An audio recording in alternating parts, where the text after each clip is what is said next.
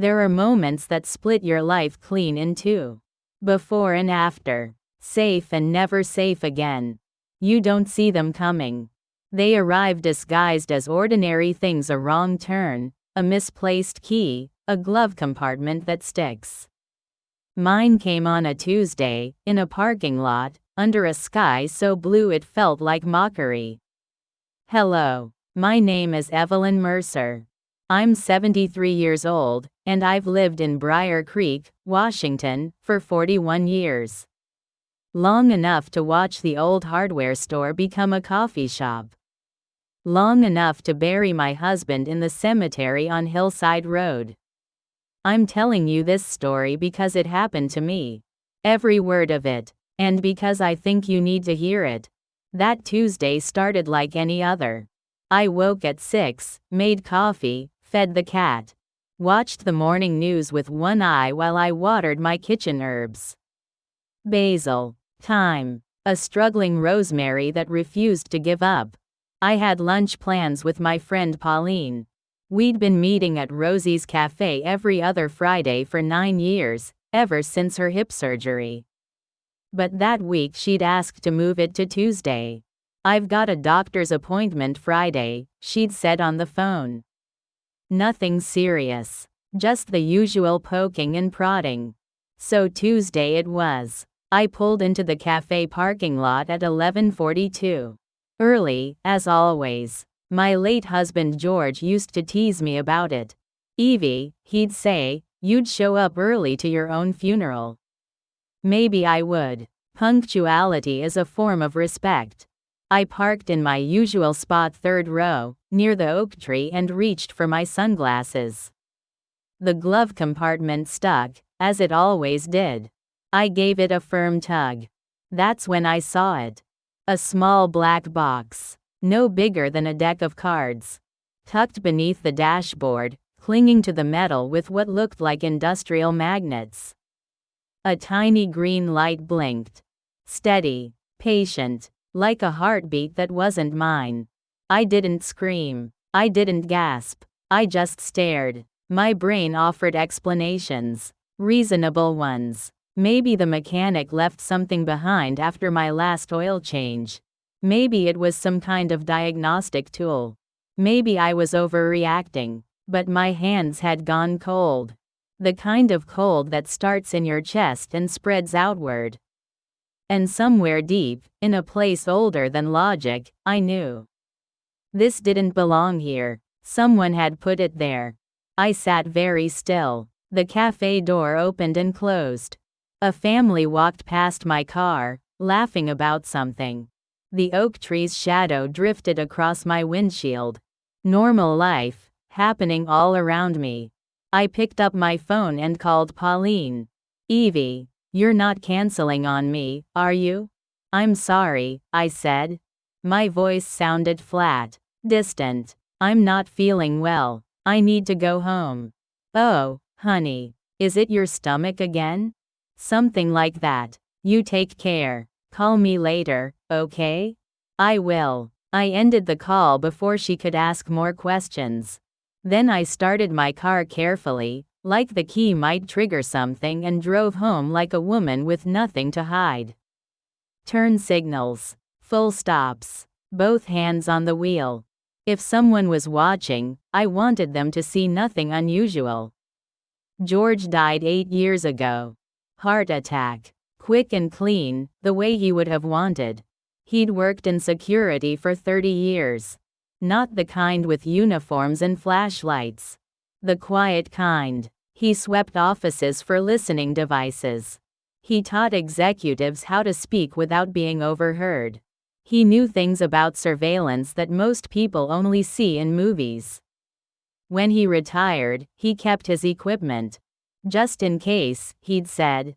I'd thought it was paranoia. The habit of a man who'd spent too long looking for threats. Now I understood. In the basement, the air smelled like cardboard and old dust. George's workbench sat exactly where he'd left it. His toolbox. His labeled storage bins. Everything neat and ordered. I found the box marked RF detection, and carried it upstairs. Inside was a handheld device about the size of a TV remote. I'd watched George use it once, years ago, when a neighbor suspected her ex-husband was tracking her. "Every woman should know when she's being watched," George had said. I turned it on. Lights flickered. Green, yellow, red. Then I walked to my garage. The first tracker I already knew about. The one under the dashboard. I aimed the detector at it, and the device screamed. Not loud, just urgent. Escalating. The closer I got, the faster it beeped. I pulled back. Swept the passenger side. Silence. Back to the driver's side. Screaming again. Then I crouched my knees complaining and aimed the detector at the rear wheel well. The tone changed immediately. I reached up, into a space no one touches unless they're hiding something. My fingers found metal. Another box. Smaller. Weatherproof. I pulled it out and stared at it. 2. There were 2. I almost stopped there. Almost convinced myself that 2 was the limit. That I'd found everything. But George's voice echoed in my head, "Always check twice. 3 times. Check until you're certain." I crawled beneath the rear bumper. The detector started beeping before I even reached it. This third device was stuck on with industrial adhesive. Dirty around the edges. Like it had been living there for weeks. Maybe longer. 3 trackers. 3 little leashes. I carried them inside and set them on my kitchen table, right next to my crossword puzzle and reading glasses. Under the light, they looked almost harmless. Like props from a television show. But my life isn't a television show. My first thought was to call 911. My second thought, quieter, older, more stubborn, said wait. Because when you find a snake in your house, you don't announce it to the room. Not until you know where the snake is hiding. I sat down at the table and made myself think. Who had access to my car? I didn't lend it to anyone. I didn't leave it unlocked. I didn't. My thoughts stopped. Last Tuesday, my son Marcus had come over. He'd brought his toolbox and that concerned expression he wore like a mask. "Mom, let me check your brakes. You've been driving this car for 12 years. I just want to make sure you're safe." Safe. I'd handed him my keys without hesitation. I'd made him coffee while he worked. I'd stood in the kitchen and thanked God I had such a thoughtful son. And now I stared at 3 black boxes and felt something inside me crack. Not loudly, just cleanly, like ice breaking on a frozen pond. I should tell you about Marcus. He's my only child, 51 years old, works for an insurance company in Seattle. Good job, nice car, clean fingernails. When his father died, Marcus handled everything. The funeral arrangements, the paperwork, the calls to relatives I hadn't spoken to in years. "I've got this, Mom," he'd said, his hand on my shoulder. "You don't have to worry about anything." And I believed him. His wife, Janine, is pleasant.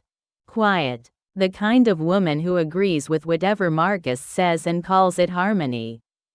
They have a daughter, my granddaughter, Lily. 13 years old. Braces. Big curious eyes. Reads too much and laughs too little. I love her. That part is simple. The rest isn't. I sat at that kitchen table until the sun moved across the floor and the shadows grew long. The trackers watched me, patient, unblinking, and I thought about all the times Marcus had borrowed my car. All the times he'd offered to take a look at something under the hood. All the times he'd arrived with tools and left with excuses. I thought about the life insurance forms he'd helped me update last spring. Just routine, Mom, making sure everything's in order. I thought about the questions he'd started asking. Where are you going this weekend? Who are you meeting? When will you be back? Questions that had seemed caring. Now they seemed like something else entirely. I didn't sleep that night. At 300 a.m., I stood at my bedroom window and looked out at the street. Everything was quiet. Mrs. Chen's porch light glowed softly. The Hendersons' flag hung limp in the windless dark. Normal, peaceful, unchanged. But I knew something now. Something that couldn't be unknown. And by morning, I would have to decide what to do about it. The next morning, I made coffee I didn't drink. I stood at the kitchen counter and watched steam rise from a cup I never touched. The 3 trackers sat where I'd left them, lined up like evidence, like accusations. In daylight, they looked smaller, almost innocent, but I knew better now. My first instinct was to call the police. I even picked up the phone, dialed the first 2 digits of 911. Then I stopped. What would I say? Hello, I found tracking devices in my car. I think my son put them there. I could already hear the dispatcher's voice. Calm, professional, skeptical. Why would your son do that, ma'am? And what would I answer?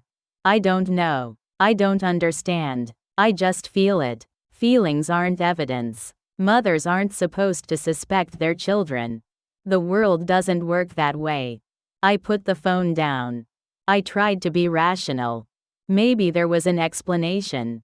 Maybe Marcus had installed some kind of safety feature. Maybe he'd read about elderly drivers getting lost and wanted to help. Maybe I was an old woman seeing shadows where there were none. I almost believed it. Then I remembered his face last Tuesday. The way he'd smiled when he handed back my keys. The way he'd said, "All done, Mom. You're good to go." Good to go. Where? And why did he need to know? I called Pauline that afternoon. Not to tell her everything. I wasn't ready for that. I just needed to hear a voice that wasn't my own. Feeling better? She asked. A little. You sound tired, Evie. I didn't sleep well. A pause. Then, softer, is something wrong? And don't tell me it's your stomach. Pauline has known me for 20 years. She can hear lies through the phone. I found something, I said carefully. In my car. What kind of something? I hesitated. The words felt too heavy to speak. Evie? Tracking devices, I said. 3 of them. Silence. Long and thick. What do you mean, tracking devices? GPS trackers. Hidden under the dashboard. Under the bumper. Someone put them there. Who would? She stopped herself. I could hear her thinking. Have you called the police? Not yet. Why not? Because I'm afraid of what they'll find. Because I'm afraid of what I already know. I need to figure some things out first, I said. Another pause. When Pauline spoke again, her voice was different. Careful. Evie. Who has access to your car? I didn't answer. Evie. I know, I whispered. I know. That evening, I sat in George's old chair and made a list. It's what he would have done. George believed in lists. In logic. In following the evidence wherever it led. I wrote down every person who had touched my car in the past 6 months. The mechanic at Briar Creek Auto. But he'd only changed my oil. 15 minutes, tops. And I'd watched him through the waiting room window the entire time. Mrs. Chen's grandson, who'd helped me jump-start the battery in February. But he was 17 and nervous and had never been alone with the car. The parking attendant at the medical center. But he'd only moved it 20 feet. And Marcus, who had spent 2 hours in my garage last Tuesday. Marcus, who had insisted on checking my brakes. Marcus, who had a key to my house. I stared at the list until my eyes burned. One name. Over and over. The same name. I thought about my son as a boy. 8 years old. Collecting baseball cards. Begging for a puppy we couldn't afford. 12 years old. building model airplanes at the kitchen table.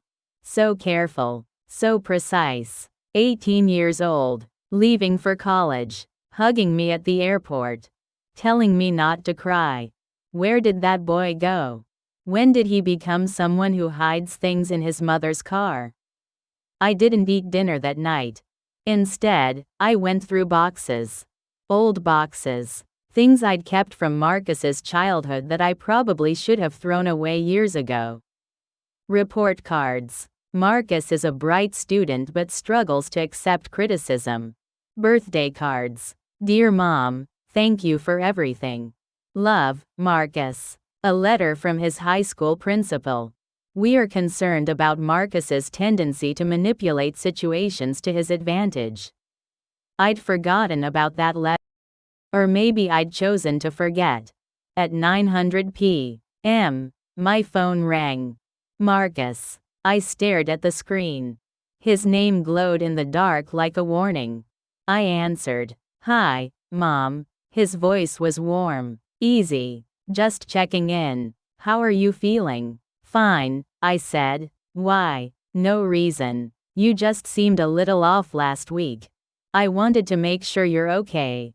Off. Such a small word. Such a careful choice. I'm fine, Marcus.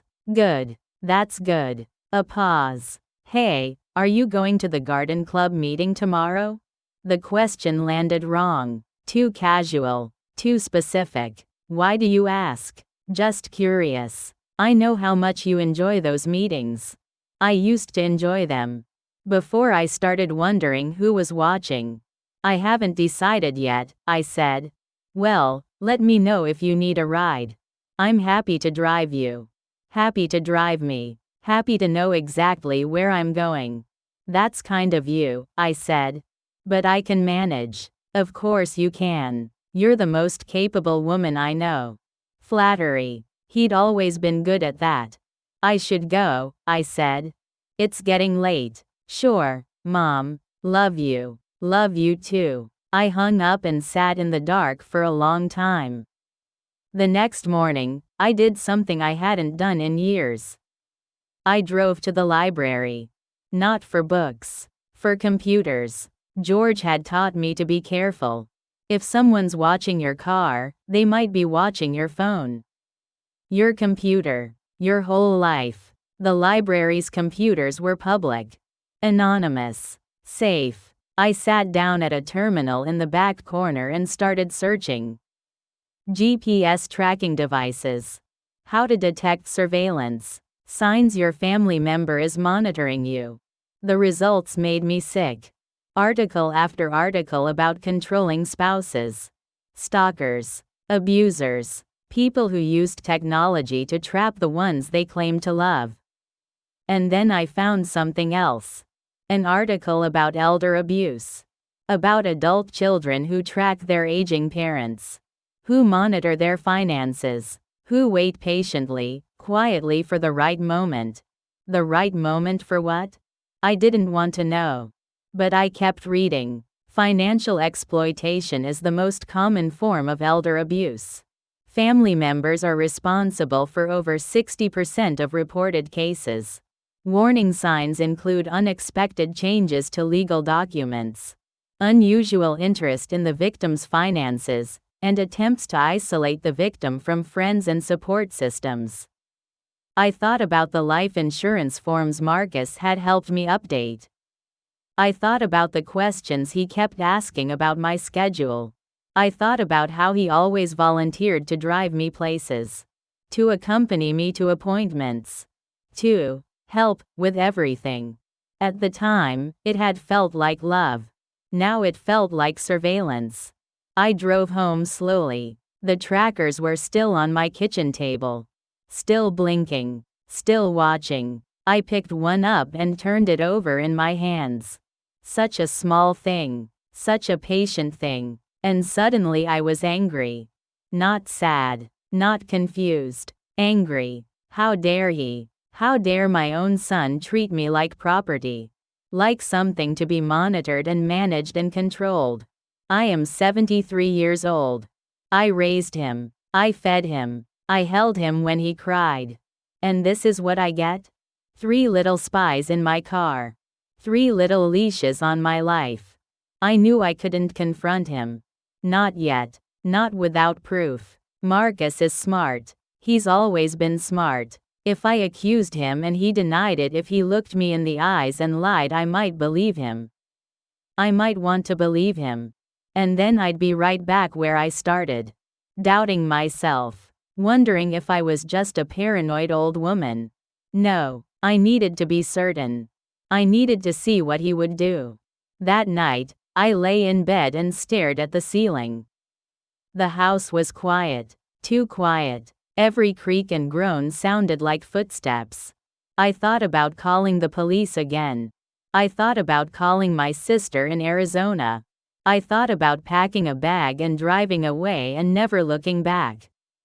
But none of those things would give me answers. None of those things would show me the truth.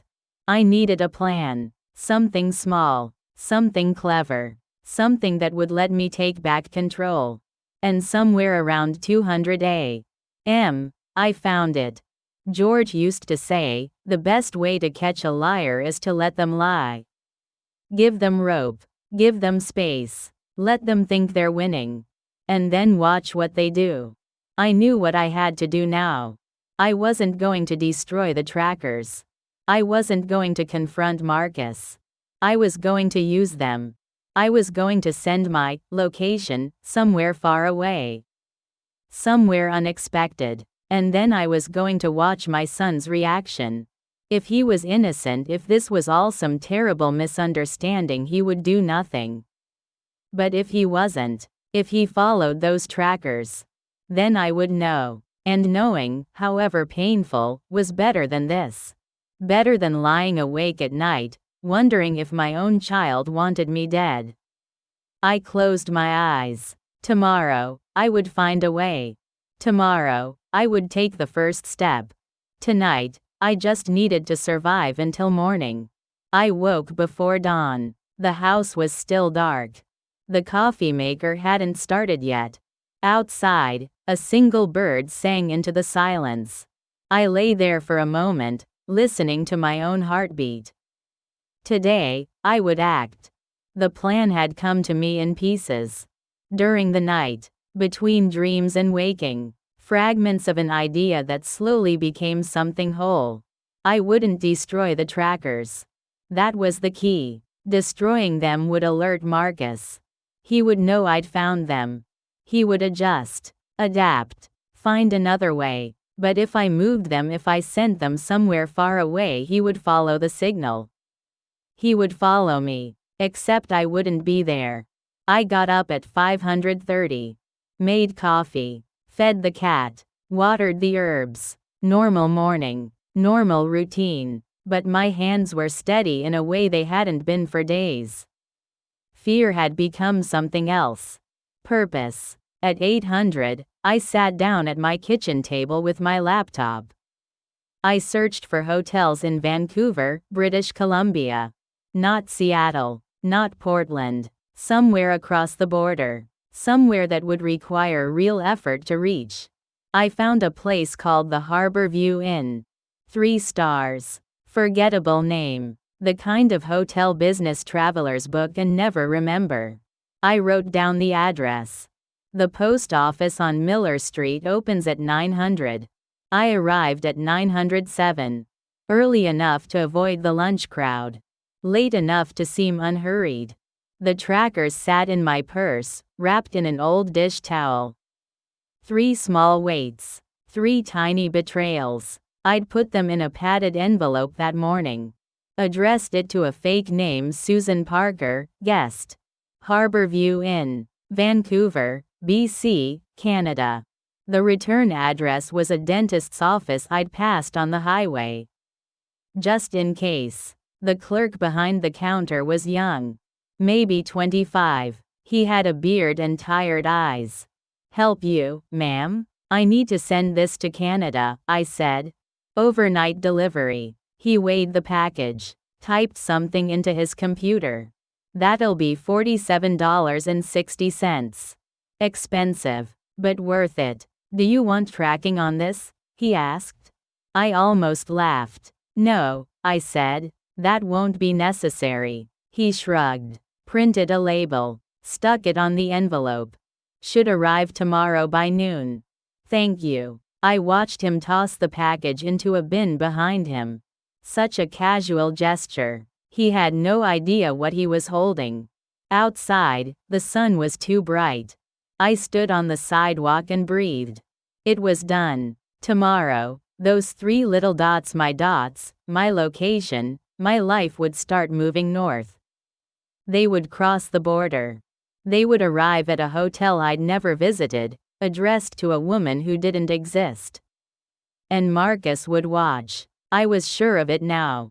He would watch, and he would wonder, and eventually he would act. The question was, what would he do? I drove home slowly, took the long way, past the elementary school where Marcus used to play, past the church where George and I got married, past 40 years of ordinary life. Everything looked the same, but I felt different, lighter, like I'd set something down that I didn't know I'd been carrying. That afternoon, I did normal things. Laundry, dishes, a crossword puzzle I couldn't finish. I watered the garden, pulled a few weeds, smiled at Mrs. Chen when she walked past with her grocery bags. Beautiful day, she called out. It is, I agreed.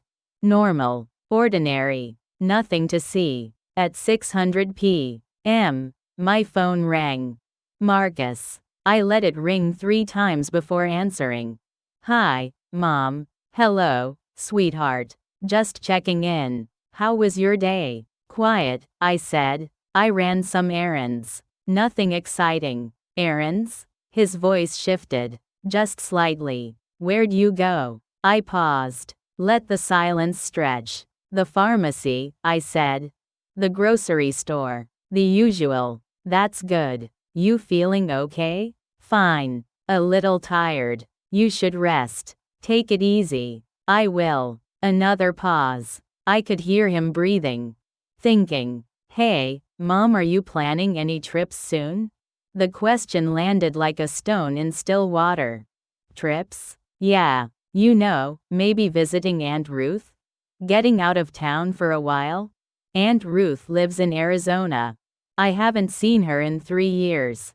I hadn't thought about it, I said carefully.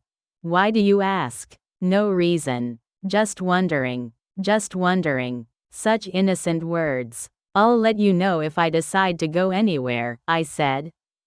Please do. I worry about you driving long distances alone. I know you do. Love you, Mom. Love you too. I hung up and sat very still. He was already watching, already waiting. Tomorrow, those dots would start moving north. And then we'd see. I didn't sleep well that night. Not from fear this time. From anticipation. I kept imagining Marcus staring at his phone, watching my location creep toward the Canadian border, wondering why I hadn't told him. What would he think? What would he do? The next morning, I made myself wait. I cleaned the bathroom, organized the pantry, kept my hands busy. At 1100, I checked the tracking number the post office had given me. Package in transit. Expected delivery 12:30 p.m. At 12:47, the status updated. Delivered. I stared at the screen. Right now, at this very moment, my location was sitting in a hotel lobby in Vancouver. A package addressed to no one. A ghost made of plastic and batteries. And somewhere in Seattle, my son was watching. The call came at 2:15. Not Marcus this time. A number I didn't recognize. I answered anyway. Mrs. Mercer? A man's voice.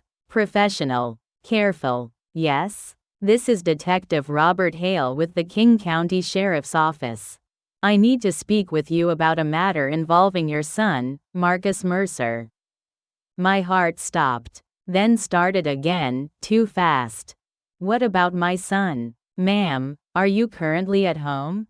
Yes. Are you alone? Yes. A pause. Papers rustling. The sound of someone choosing words carefully. Mrs. Mercer, I'm going to ask you some questions. I need you to answer honestly.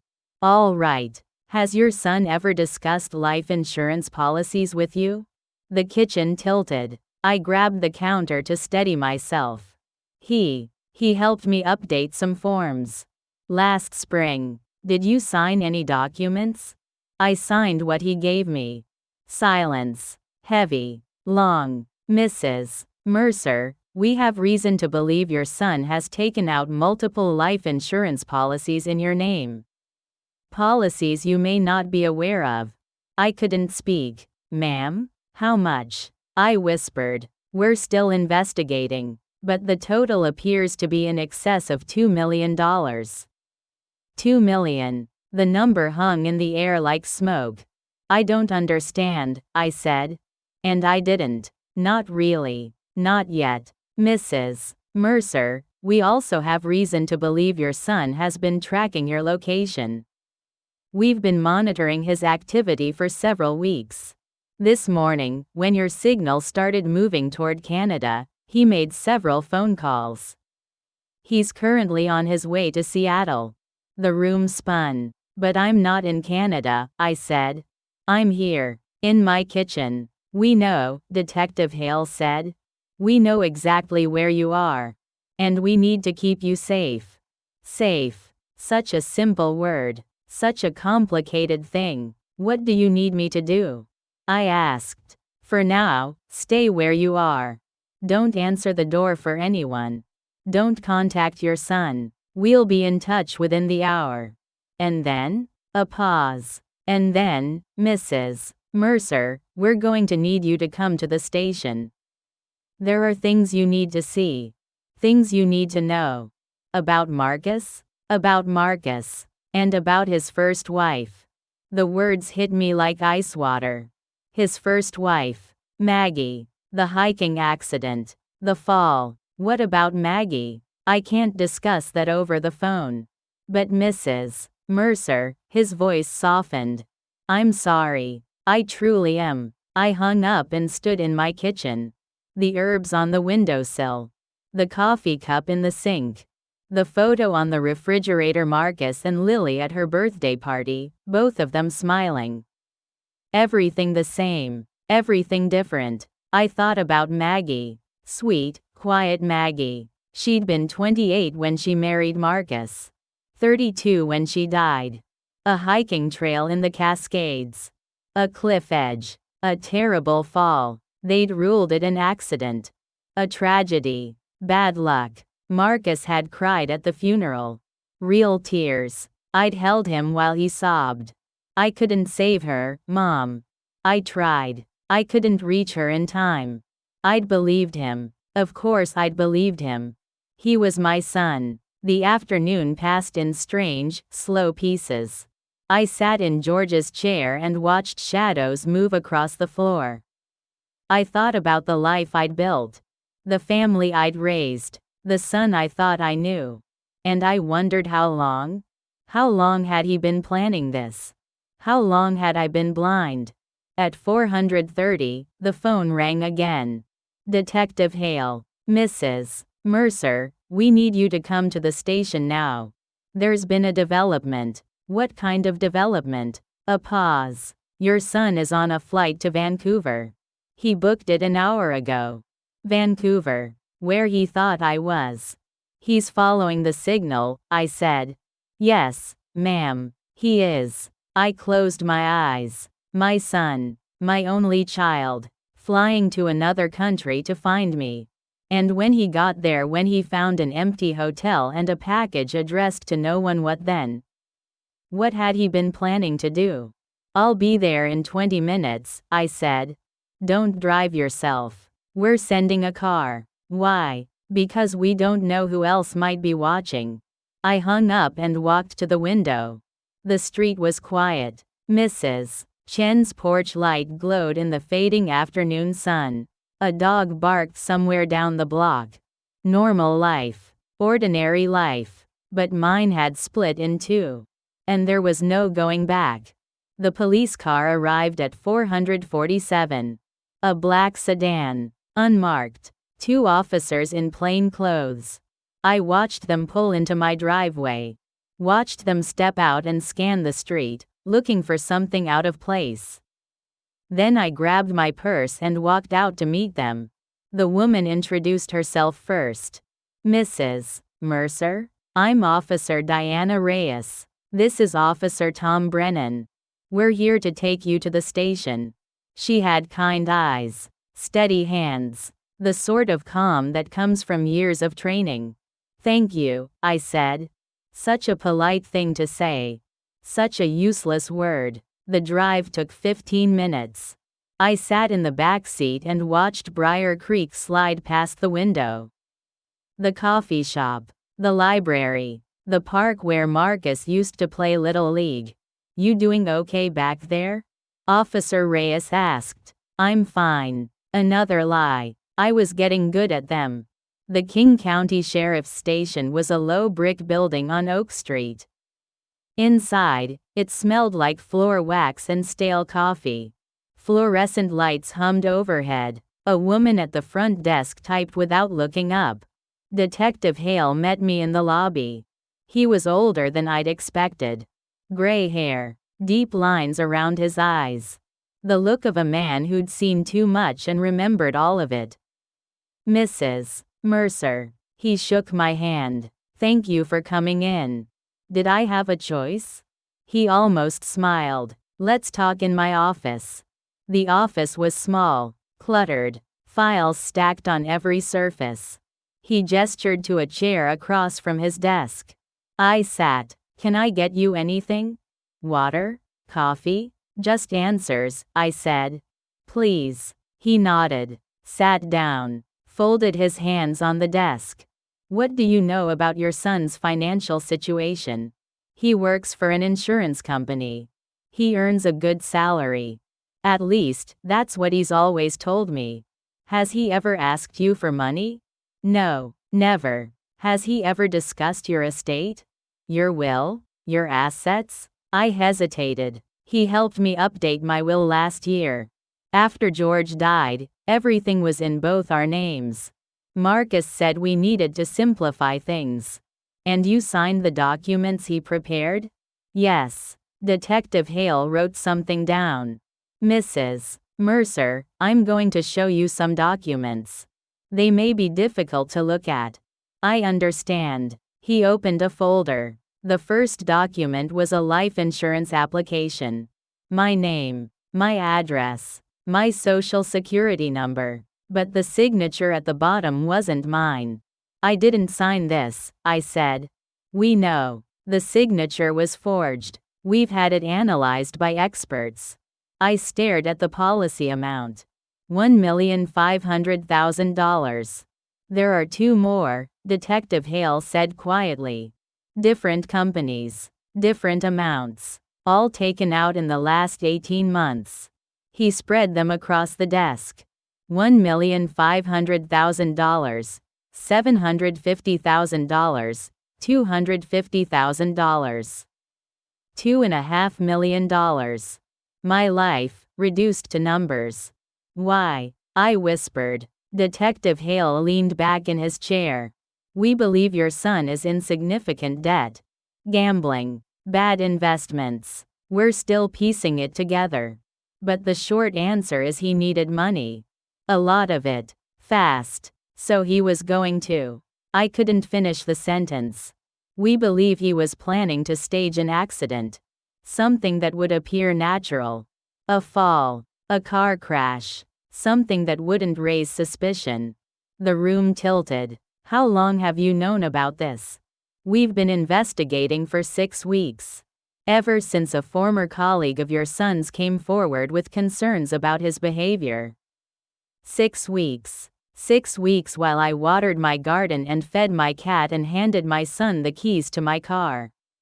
There's something else, Detective Hale said. His voice changed. Softer. More careful. It's about Margaret, your son's first wife. I looked up. Maggie died in a hiking accident. 5 years ago. That's what the official report concluded. Yes. But you don't believe it was an accident. He pulled out another folder. Her mother never believed it either. She's been writing letters to this department for years. We finally started listening. I took the folder. My hands trembled. Inside were photos, documents, witness statements, and a life insurance policy. $500,000. Margaret Ann Mercer. Beneficiary Marcus Daniel Mercer. She had a policy too, I said. Yes. Taken out 6 months before her death. And you think Marcus? We can't prove it. Not yet. But the pattern is concerning. I closed the folder. I couldn't look at any more. Where is he now? I asked. Detective Hale checked his phone. His flight landed in Vancouver 40 minutes ago. Canadian authorities are monitoring him. What's he doing? Looking for you. He's already been to the hotel. He's searched the parking lot. He's made 6 phone calls in the last hour. To whom? We don't know yet. His phone is encrypted. I thought about Marcus. In a strange city. Searching for a mother who wasn't there. What was going through his mind? Fear? Confusion? Rage? Or just cold calculation, adjusting the plan, finding a new angle? At 6:15, my phone buzzed. A text from Marcus. Mom, where are you? I'm worried. Please call me. I showed it to Detective Hale. Don't respond, he said. I wasn't planning to. Another buzz. I tried calling the house. No answer. Are you okay? Then another. Mom, please. I love you. Just let me know you're safe. I stared at those words. I love you. The same words he'd said 1,000 times. At birthday dinners. At Christmas mornings. At George's funeral, when he'd held my hand and promised to take care of me. I love you. Had he ever meant it? Mrs. Mercer. Detective Hale's voice pulled me back. We'd like you to call him. What? We want to record the conversation. Get him to say something incriminating. My stomach turned. You want me to trap my own son? I want to build a case that will hold up in court. Right now, we have forgery. We have fraud. But we don't have direct proof of intent to cause harm. And if I call him, if you call him and he believes you're still in Vancouver, he might reveal something. His plan. His timeline. His method. I sat very still. I can't force you to do this, Detective Hale said. But I'm asking. I thought about George. What would he say? He'd say, protect yourself, Evie. Whatever it takes. I thought about Maggie. Sweet Maggie. Dead at 32. Ruled an accident. No one had protected her. Okay, I said. I'll do it. They set up the recording equipment. Officer Reyes coached me on what to say. Keep it simple. Sound confused. Let him lead the conversation. Don't accuse him of anything, she said. Just be his mother. Be his mother. The cruelest instruction anyone had ever given me. I dialed his number. It rang twice. Mom? His voice was sharp. Urgent. Mom, where are you? I've been searching everywhere. Marcus. I made my voice weak. Uncertain. I'm not sure. What do you mean you're not sure? I tracked your car to Vancouver. I flew up here to find you. Tracked your car. He said it so easily. Like it was normal. Like it was nothing. I don't remember driving to Canada, I said. I woke up in a strange place. I'm confused. A pause. I could hear him breathing. Mom, are you having memory problems? I don't know. Maybe. I've been so tired lately. Okay, just stay calm. Tell me where you are right now. I'm at a gas station. I don't know the name. There's a mountain in the distance. I was making it up as I went. Following the script. Sounding lost. Can you see a street sign? Anything? I'm scared, Marcus. I don't know how I got here. His voice softened. It's okay, Mom. I'm going to find you. Just stay on the line. Stay on the line. So you can trace this call too? Marcus, I said slowly. Why are you in Vancouver? A pause. What do you mean? You said you flew here. Why? Because I was worried about you. Your car was here. I thought something terrible had happened. How did you know where my car was? Silence. Long. Heavy. Dangerous. I have a safety app on my phone. It shows your location. For emergencies. I didn't know about any app. It's just for peace of mind, Mom. So I always know you're okay. Peace of mind. The words tasted like ash. Marcus. I dropped the confusion from my voice. Let it go flat. Real. Did you put tracking devices in my car? Silence. Mom, I don't know what you're. 3 of them. Hidden. I found them. More silence. Then his voice changed. Not softer. Harder. Colder. Where are you really? Not in Vancouver. The trackers. You moved them. Yes. A long breath. When he spoke again, the warmth was gone completely. The mask had slipped. That was clever, Mom. Really clever. Why, Marcus? Why would you do this to me? Do what? Care about my mother? Try to make sure she's safe? You forged my signature. You took out insurance policies worth millions. You were going to. You don't know what you're talking about. $2.5 million, Marcus. That's what I'm worth to you. Silence. Then, who have you been talking to? The police. He laughed. Actually laughed. The police. Of course. And you believed them over your own son. Should I not have believed them? Mom, I'm your son. Your only child. I've taken care of you for years. And you believe complete strangers over me? His voice cracked. Just a little. Just enough. And for one terrible moment, I wanted to believe him. What about Maggie? I asked. The line went completely silent. What about her? They're reopening the investigation into her death. Nothing. No sound. No breath. Marcus? I have to go. Did you hurt her? Did you push her off that cliff? Goodbye, Mom. The line went dead. I sat there, phone in my hand, recording still running. Detective Hale was watching me. You did well, he said. I didn't feel well. I felt empty, hollowed out, like something vital had been carved from my chest. What happens now? I asked. Canadian authorities will pick him up within the hour. The evidence we have, the forgery, the fraud, the tracking, that's enough for an arrest warrant. And Maggie? That investigation will take longer. But we'll get there. At 8:32 p.m., Detective Hale's phone rang. He answered, listened, nodded. Then he looked at me. They have him. Vancouver police made the arrest outside his hotel. I closed my eyes. It was over. But it didn't feel like relief. It felt like grief. The trial lasted 3 weeks. I didn't attend every day. My lawyer said I didn't have to. But I went when it mattered, when the evidence was presented, when the witnesses testified, when the verdict was read. Marcus sat at the defense table in a gray suit. He looked thinner, older. His hair had grayed at the temples in a way I hadn't noticed before. He didn't look at me. Not once. The jury found him guilty on 11 counts. Forgery, insurance fraud, identity theft, stalking. They couldn't prove beyond reasonable doubt what he'd planned to do to me. But the pattern of behavior was damning enough.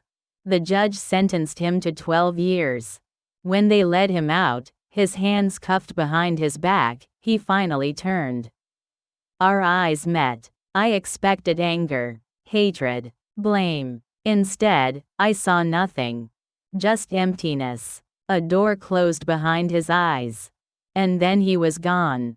I sold the house in October. 41 years of memories packed into cardboard boxes. George's chair. Marcus's childhood photos. The kitchen table where I'd found the trackers. I couldn't stay there anymore. Every room held ghosts. I moved into a small apartment near downtown. 2 bedrooms. A balcony with a view of the park. Enough space for me and the cat. Pauline helped me unpack. She didn't ask too many questions. She just handed me tape and scissors and kept the coffee coming. "You'll be okay," she said on the last day, standing in my new kitchen. "Will I? You survived, Evie. That's more than okay." I wanted to believe her. The hardest part wasn't losing my son. The hardest part was understanding that I'd never really had him. The Marcus I loved, the boy who collected baseball cards. The teenager who built model airplanes. The man who held my hand at his father's funeral, had he ever truly existed? Or had I invented him? Had I spent 50 years loving a mask? I started therapy in November. A woman named Drive Wallace. Small office. Soft voice. She let me talk without interrupting. "You're not responsible for what he did," she told me once. "I raised him. You raised a child. What he became as an adult, those were his choices. But there must have been signs. Something I missed. Maybe. But missing signs doesn't make you guilty. It makes you human. Human. Such a fragile thing to be." I thought about Maggie often. Her case was still under investigation. The hiking trail. The cliff. The fall that had been ruled an accident for 5 long years. Her mother, Ellen, called me one afternoon. "I don't blame you," she said. Her voice was tired, worn thin by years of grief. "I know you didn't know. I should have seen something. So should I. So should everyone who ever met him. But people like Marcus, they're skilled at hiding who they really are. That's what makes them so dangerous." We talked for an hour. 2 women connected by tragedy. By the same man. By the same blindness. "Take care of yourself," she said before hanging up. "You too." Lily came to visit in December. My granddaughter. 13 years old. Too young to understand everything. Old enough to sense that something was terribly wrong. She sat on my new couch with her hands folded tightly in her lap. "Grandma?" "Yes, sweetheart? Is he a bad person?" I'd been dreading this question for months. "Your dad made very bad choices," I said carefully. "Choices that hurt people. But did he love us? Me and Mom?" I looked at her face. So young. So lost. "I think he loved the idea of having a family," I said. "The picture of it. But I don't think he knew how to love the way most people do." Lily nodded slowly. "I miss my mom," she whispered. "I know, sweetheart. I miss her too." We sat together in the quiet. I didn't have all the answers. I didn't have easy comfort. All I had was my presence. Sometimes that's enough. Winter came early that year. Snow fell on Briar Creek in thick white blankets. The park outside my window turned into a postcard, children building snowmen, dogs chasing snowballs, life continuing as it always does. I watched from my balcony with a cup of tea growing cold in my hands. And I thought about what I'd learned. Here's what I know now. Love is not enough. I loved my son completely. Unconditionally. The way mothers are supposed to love. But love didn't protect me. Love didn't show me the truth. Love made me blind. Here's what else I know. Trust must be earned. Not given freely. Not assumed. Not handed over like keys to a car. I trusted Marcus because he was my child. Because I'd raised him. Because I couldn't imagine him ever wanting to hurt me. But family is not a guarantee. Blood is not a promise. Sometimes the danger comes from inside the house. And here's the hardest thing I know. You can grieve someone who's still alive. Marcus is in prison. He'll be there for years. He's not dead. But the son I thought I had, the one who loved me, who cared for me, who genuinely wanted me safe, that son never existed. I'm mourning a ghost. A story I told myself for 50 years. Spring came slowly. The snow melted. The park turned green. Crocuses pushed through the cold soil like small purple fists. I started taking walks again. Short ones at first, then longer. Past the coffee shop, past the library, past all the ordinary places where ordinary life happens. One morning, I sat on a bench and watched a young mother push her toddler on a swing. The child laughed. Pure joy. No shadows. And I thought that was me once. That was Marcus once. Two people at the beginning of something. Where did it go wrong? I'll never know. Maybe that's the answer I have to live with. Lily visits every other weekend now. Her grandmother Ellen, Maggie's mother, has custody. But she brings Lily to see me regularly. We're building something new together. Something careful and honest. Last week, we baked cookies. Lily measured the flour. I cracked the eggs. The kitchen smelled like vanilla and warm butter. "Grandma," she said, stirring the dough. "Yes? Do you think people can change? Like, really change?" I thought about it. "I think some people can," I said. "If they truly want to. If they're willing to do the hard work." "Do you think Dad could ever change?" I didn't answer right away. "I don't know, sweetheart. I hope so. But hoping isn't the same as believing." She nodded. "I hope so too," she said quietly. "But I'm not going to wait around for it." 13 years old. Already wiser than I was at 73. I still think about that Tuesday. The parking lot. The glove compartment. The small black box with its patient green light. Such a tiny thing. Such an ordinary moment. But it saved my life. If I hadn't reached for those sunglasses. If the glove compartment hadn't stuck. If I'd walked straight into the cafe without looking. I don't like to think about what might have happened. George's voice still comes to me sometimes. Not literally. I'm not losing my mind. But his words echo in my memory when I need them most. Every woman should know when she's being watched. He taught me to protect myself. Even from beyond the grave. I like to think he's still looking out for me. I'm 74 now. My hair is grayer. My knees ache in the morning. I take pills for blood pressure and pills for cholesterol and pills I can't even remember the purpose of. But I'm alive. I wake up every morning. I drink my coffee. I feed the cat. I watch the sun rise over the park. And I'm grateful. Not for what happened. Never for that. But for what I still have. Time. Health. A granddaughter who's learning to trust again. A life that's smaller than it used to be. But real. Honest. Mine. If you're listening to this story, I want you to know something. Trust your instincts. When something feels wrong, even if you can't explain it, even if everyone tells you you're imagining things, pay attention.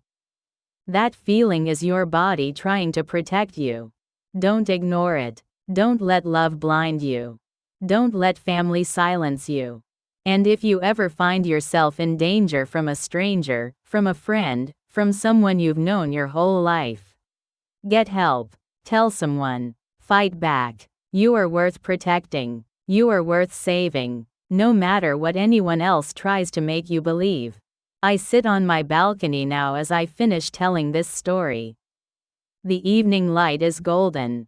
Soft. Forgiving. Somewhere out there, Marcus is in a prison cell. Lily is doing her homework. Ellen is making dinner. Pauline is probably watching her cooking shows. Life goes on. It always does. And so do I. Thank you for listening. I know this story was difficult. I know it was painful. But I needed to tell it. And maybe, just maybe, you needed to hear it. If my story helped you in any way, if it made you think, if it reminded you to trust yourself, then it was worth telling. Thank you so much for staying with me until the very end. If this story touched your heart, I'd be so grateful if you'd subscribe to Grandmama Radio and click that like button. And if you turn on the notification bell, you'll never miss a new story. Until next time, take care of yourselves. And remember, you are stronger than you know.